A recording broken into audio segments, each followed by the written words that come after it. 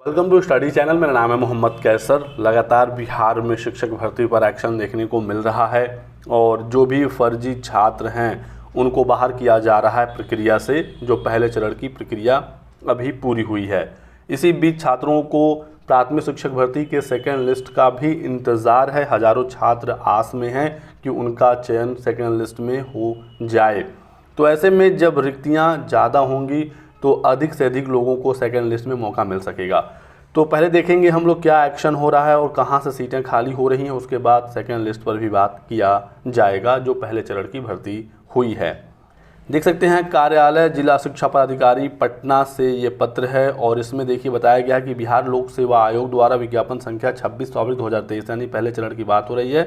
इसके परिप्रेक्ष्य में जो घोषित परिणाम है इसके आधार पर चयनित विद्यालयों का औपबंधिक नियुक्ति पत्र निर्गत किया गया। आगे बताया गया है कि एतद द्वारा सभी संबंधित विद्यालय अध्यापकों को सूचित किया जाता है कि बीएड योग्यता के आधार पर 1 to 5 के लिए नियुक्ति नहीं किया जाना है। विभिन्न स्रोतों से प्राप्त सूचना के अनुसार कतिपय अभ्यर्थी बीएड की योग्यता के आधार पर 1 to 5 के लिए विद्यालय अध्यापक का औपबंधिक नियुक्ति पत्र निर्गत है एवं प्राप्त किया गया है।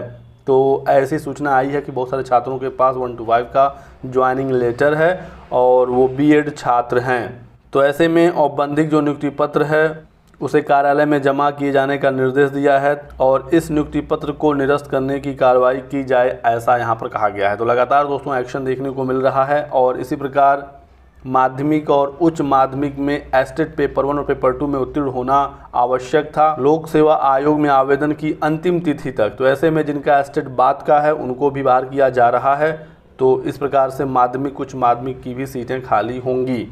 इसके अलावा जो सीटेट फेल छात्र हैं, डीएलएड फेल छात्र हैं, जो बीपीएससी क्वालिफाई कर गए या फिर जिनका एक से अधिक सीट पर रिजल्ट आया, इन सीटों पर सेकेंड लिस्ट जारी किया जाएगा। और जो लोग किसी भी कारण से डीवी में नहीं गए, ज्वाइनिंग प्रक्रिया में शामिल नहीं हुए, ये सीटें रिक्त हुई हैं। लगातार बीपीएससी एक्शन भी कर रहा है। देख सकते हैं 59 उम्मीदवारों को डिबार कर दिया गया है और ये गलत सूचना देकर परीक्षा में शामिल हुए थे और अंतिम रूप से चयनित भी हुए थे। तो गलत बयानबाजी, फर्जी सूचनाएं जो दे रहा है उस पर बीपीएससी कड़ा एक्शन ले रहा है। 15 दिन के अंदर इन छात्रों को स्पष्टीकरण देना है। इस वाली मेल आईडी पर यदि स्पष्टीकरण प्राप्त नहीं हुआ तो समझा जाएगा कि आपने अपने बचाव में कुछ नहीं कहा और आपके विरुद्ध आयोग निर्णय लेने के लिए स्वतंत्र होगा। ये देखिए 16 नवंबर कल की डेट में पत्र जारी किया गया है। तो कुछ भी बोलने, कुछ भी कहने से पहले सोच समझ लें। आप अपने आप में आश्वस्त रहें कि आप जो कह रहे हैं वो सही है, उसका प्रमाण आपके पास होना चाहिए, नहीं तो फिर आपके खिलाफ एक्शन लिया जाएगा। इसी बीच देख सकते हैं दरभंगा से भी खबर है। कार्यालय जिला शिक्षा पदाधिकारी द्वारा पत्र है और इसमें बताया गया कि अपर मुख्य सचिव शिक्षा विभाग पटना के द्वारा वीडियो कॉन्फ्रेंसिंग में दिए गए निर्देश तथा निदेशालय से प्राप्त सूची के आलोक में अध्यापकों का तत्काल प्रभाव से नियुक्ति पत्र पर रोक लगाया गया है। उनकी लिस्ट यहाँ पर है। तो बिहार शिक्षा विभाग के साथ बीपीएससी भी लगातार काम कर रहा है, एक्शन ले रहा है, फर्जीवाड़ों को दूर किया जा रहा है। हालांकि 2 बार डीवी हुआ, कैसे ये छात्र बच गए ये भी एक सवाल बनता है, लेकिन फिर भी जहां से भी कैसे भी चूक हुई अब एक्शन जरूर किया जा रहा है। एक खबर और है कि 10 दिसंबर के बाद सक्षमता परीक्षा कराई जाएगी। जो नियोजित शिक्षक है उन्हें राजकर्मी का दर्जा दिया जाएगा। इसके लिए दिसंबर में ही सक्षमता परीक्षा होगी। ऐसे में बहुत सारे नियोजित शिक्षक भी बीपीएससी क्वालिफाई होने के बावजूद वो ज्वाइन नहीं कर रहे हैं, या तो दूर पोस्टिंग की वजह से या फिर उनका जो सीनियरिटी लॉस हो जाएगा। तो ऐसे में बहुत सारे छात्र जो नियोजित शिक्षक हैं वो इंतज़ार कर रहे हैं सक्षमता परीक्षा का, क्योंकि इसके ज़रिए वो राजकर्मी भी बन जाएंगे और वो अपने विद्यालय में रहेंगे और साथ ही साथ सीनियरिटी भी उनकी लूज नहीं होगी। देख सकते हैं ये बिल्कुल आज की खबर है 17 नवंबर की। नियोजित शिक्षकों को राज्यकर्मी का दर्जा जल्द फाइनल हुई नियमावली। तो नियमावली फाइनल हो गई है और इसी माह कैबिनेट से स्वीकृति मिलने के आसार हैं।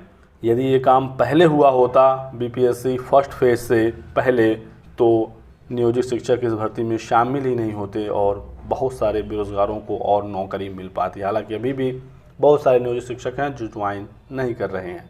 तो ऐसे में आप समझ सकते हैं कि सेकेंड लिस्ट में सीटें ठीक ठाक ही रहेंगी। हालांकि बहुत ज़्यादा उम्मीद आप नहीं कर सकते कि बहुत ज़्यादा कट ऑफ डाउन हो जाएगा, लेकिन कुछ ना कुछ कट ऑफ डाउन होना है। और एक लेटेस्ट अपडेट ये भी है कि 90,000 शिक्षकों ने अभी तक अपना योगदान करा लिया है। बिहार लोक सेवा आयोग में 1,20,000 शिक्षकों का रिजल्ट आया था। TRE 1 में, और अब तक 32 जिलों के लगभग 90,000 शिक्षकों को योगदान करा दिया गया है। अभी 6 जिले भागलपुर, मोतिहारी, मधुबनी, बक्सर, सहरसा और बांका में शिक्षकों को स्कूलों में योगदान नहीं कराया गया है। ये भी जल्द हो जाएगा। 11 से 21 नवंबर के बीच में नव नियुक्त शिक्षकों को योगदान कराना है और उसके बाद फिर एग्जैक्ट रिक्तियाँ पता चल जाएंगी और फिर उन पर सेकेंड लिस्ट आएगा। 22 नवंबर के बाद पता चल सकेगा कि कब तक सेकेंड लिस्ट आपका आना है। मान कर चला नवंबर लास्ट नहीं तो दिसंबर में सेकेंड लिस्ट आएगा और फिर जो लोग मेरिट में कुछ नंबरों से रह गए थे उनको मौका मिलेगा।